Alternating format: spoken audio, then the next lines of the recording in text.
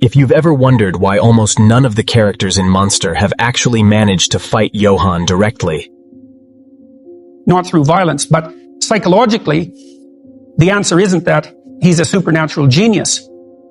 The answer is that Johan employed a series of manipulative tactics that, when examined one by one, turn out to be very simple. And it is precisely that simplicity that makes it nearly impossible to detect, let alone counter.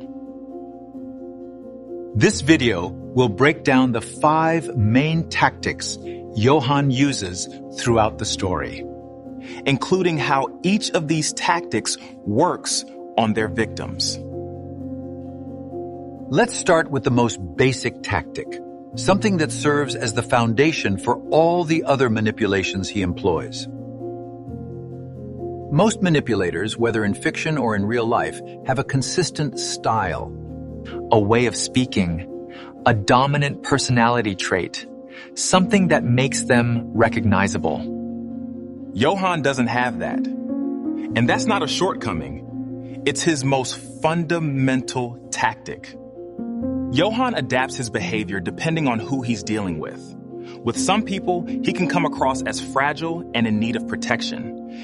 To others, he may come across as a dignified and convincing figure. He does not project a specific personality. It reflects back what is already there, or what is secretly desired by the person standing before it. The effect is very specific. People who talk to Johan often feel that they are finally understood. Not by a stranger, but by something that felt like an extension of themselves. And once someone feels truly understood to that extent, their psychological defenses usually break down on their own. Not because they were forced to, but because they were willing to open up. That's why it's impossible to prepare a defense against Johan from the start. You never know which version of Johan you'll meet, because you're the one who decides which version he is. Tactic 2. Making the victim feel like the choice is still their own. This may be the most dangerous tactic of all, because its effects last much longer than those of ordinary manipulation.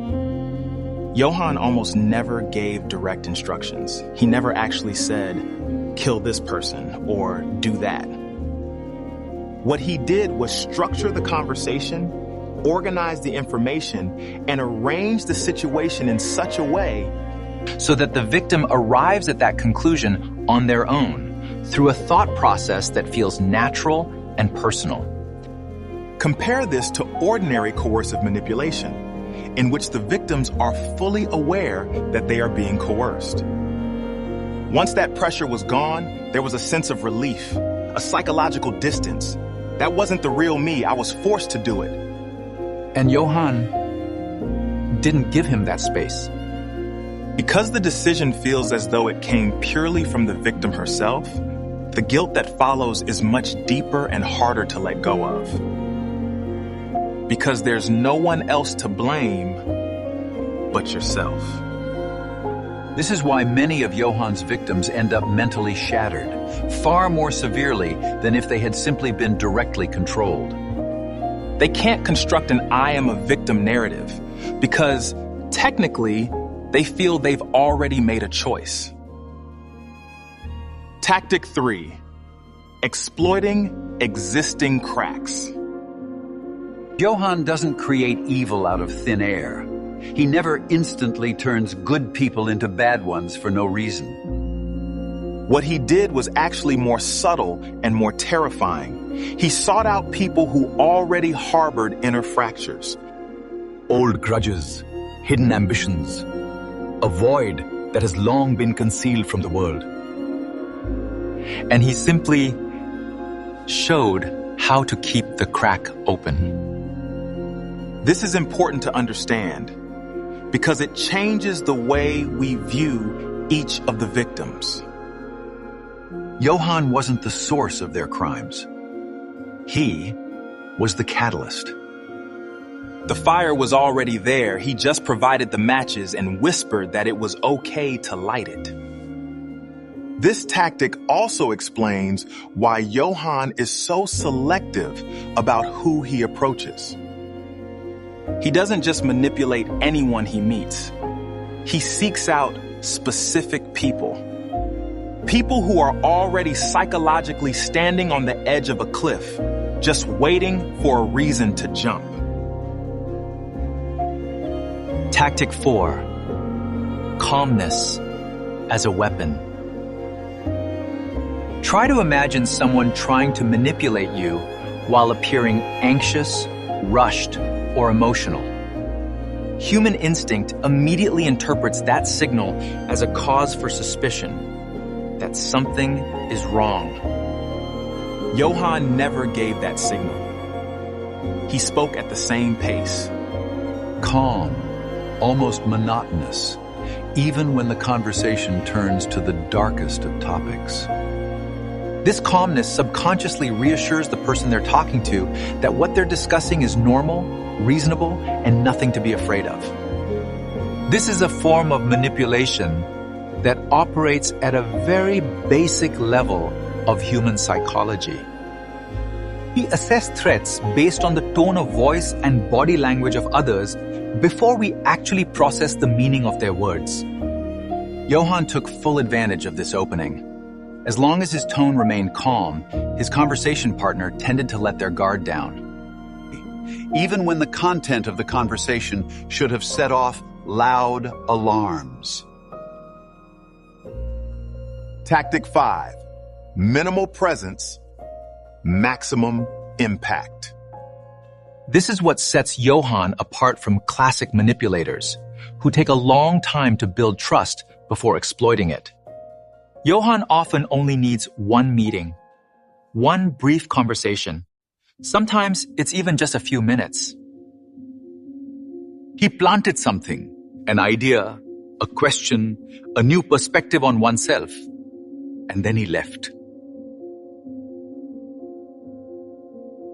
He didn't need to stay to watch the results. The seeds he planted grew on their own inside his victims' heads. Sometimes it takes years before it actually translates into concrete action. This makes it nearly impossible to trace Johan as the source of someone's downfall. When something bad finally happened, the time interval between the encounter with Johan and the victim's destructive actions, it has gone too far for anyone, including the victim, to clearly make the connection. If we combine these 5 tactics, we'll see a consistent pattern. Johan never really did anything directly. He simply creates the right conditions, then lets people do the rest for themselves. And maybe that's what makes him so hard to beat throughout the story. You can't fight someone who has never actually attacked you. You only realize, usually too late, that your own downfall began long before you realized you were talking to a monster. If you think there are other tactics Johan uses that I haven't mentioned in this video, write in the comments section. This character analysis will never really be fully discussed. Subscribe if you like discussions like this on the psychology of anime characters. See you in the next video.